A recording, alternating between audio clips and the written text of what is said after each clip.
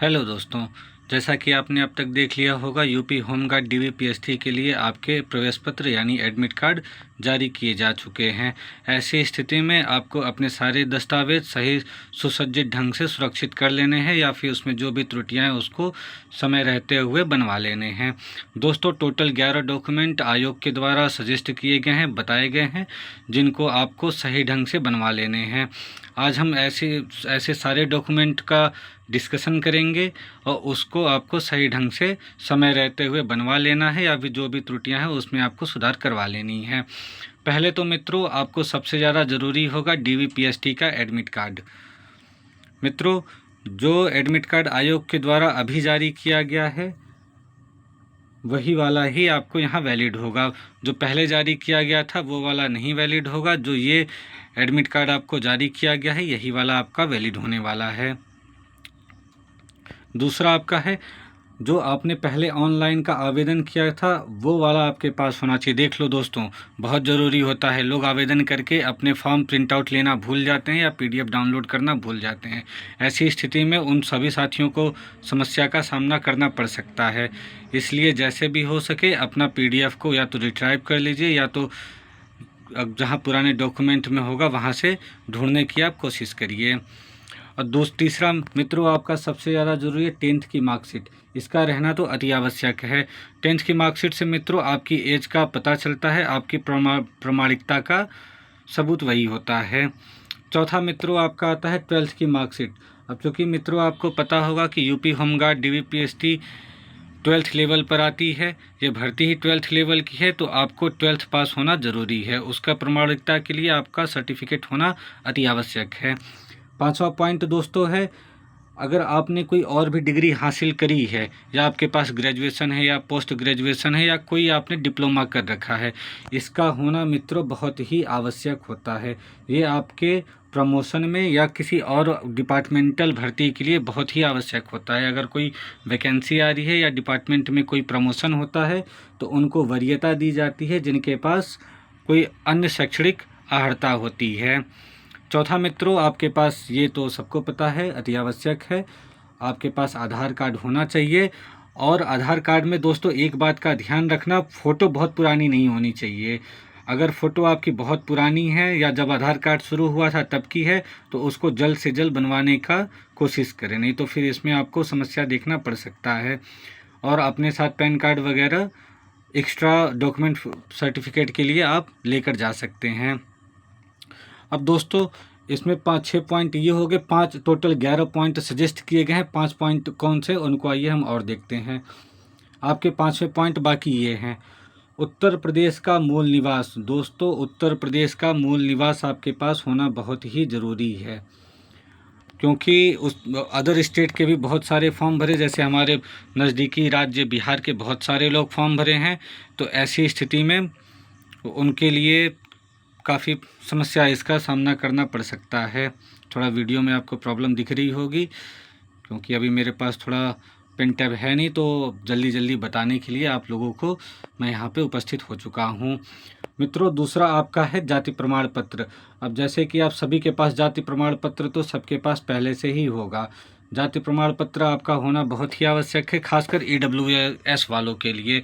और जो वो 5 पॉइंट का फॉर्मेट दिया गया है EWS वालों को, उसका अच्छे से निरीक्षण कर लेना है कि वो वैलिड है या नहीं वैलिड है। और दूसरी बात का ध्यान देना है कि वो उसी सत्र का बना हुआ है या पिछले सत्र का। जैसे आपको पता होगा कि EWS एक ही साल के लिए वैलिड होता है, लेकिन कुछ मित्र जो होते हैं वो उसका ध्यान नहीं रखते, फिर बाद में उनको प्रॉब्लम फेस करना पड़ता है। तो फॉर्म भरते समय जो आपने EWS का सर्टिफिकेट बनवाया था वो भी होना चाहिए, और जो करंट वाले सत्र का है उसको भी आप जल्दी से जल्दी बनवा लो, आगे चल के उसका भी काम आएगा। फिर मित्रों, आपका 9वां पॉइंट आ जाता है NCC वालों के लिए। NCC वालों को प्रमोशन में भी वरीयता दी जाती है। अगर आपने B या C कैटेगरी का जिस भी NCC का आपके पास सर्टिफिकेट है, आप इसको लगाओगे तो आपको फ्यूचर में भी चल के काफ़ी फ़ायदा होने वाला। ये 9वां पॉइंट आपका था। 10वां पॉइंट मित्रों है, ये तो आपको ले ही लेना है, रंगीन 6-7 क्या 10-12 फ़ोटो आप खुद से लेकर जाइएगा। रंगीन फ़ोटो होने से आपको ही फ़ायदा होने वाला है और किसी को नुकसान नहीं होने वाला है। तो आपके पास सही ढंग से रंगीन फ़ोटो के कॉपीज़ होनी चाहिए।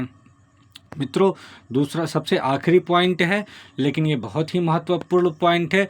लोग क्या करते हैं कि प्रिंट आउट ले जाना भूल जाते हैं, लेकिन आपको ये करना नहीं है। जितने भी आपके पास प्रमाण हैं, सबके सारे के सारे प्रमाण आपको लेकर जाने हैं, और उसके फ़ोटोकॉपी आपको लेकर जानी। हर प्रमाण पत्र के 3-4 फ़ोटोकॉपियाँ आप लेकर जाओ। इसमें 2 ही 3 कॉपी लिखा है, लेकिन आप 4-5 खुद से लेकर जाओ। और मित्रों, अभी हम आगे एक और बहुत महत्वपूर्ण बात करने वाले हैं, आप लोगों के फ़ायदे के लिए बात करेंगे। लेकिन बाकी जो भी दस्तावेज है मित्रों, जो इसमें मेंशन नहीं है, जो आयोग के द्वारा वर्णन में नहीं किया गया, लेकिन वो भी आपको लेकर जाने हैं। उन दस्तावेज़ों में आपका आ जाता है, जैसे पैन कार्ड आपका है, आपको पैन कार्ड भी अपना लेकर जाना है, और निवास प्रमाण पत्र वगैरह ये सारे तो हो ही गए हैं, ये सारे आपको लेकर जाने। मित्रों, बहुत एक ख़ास बात मैं करने जा रहा हूँ आपसे। जिस भी मित्रों को पहले आना है, या फिर जिनको रुकने में कोई कठिनाई परेशानी का सामना करना पड़ रहा है, दोस्तों ऐसी स्थिति में हम जैन धर्मशाला से संपर्क करके हर एक डिस्ट्रिक्ट के केंद्र पे आपके रुकने और खाने पीने की व्यवस्था करने का सोच रहे हैं।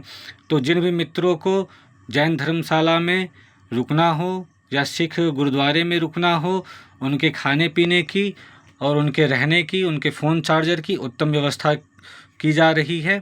जिन भी मित्रों को आना होगा, अपना कमेंट में जो भी कमेंट करना होगा, अपना रोल नंबर या नाम आप कमेंट कर दीजिएगा, उसी हिसाब से हम वैसा मैनेजमेंट कर पाएंगे।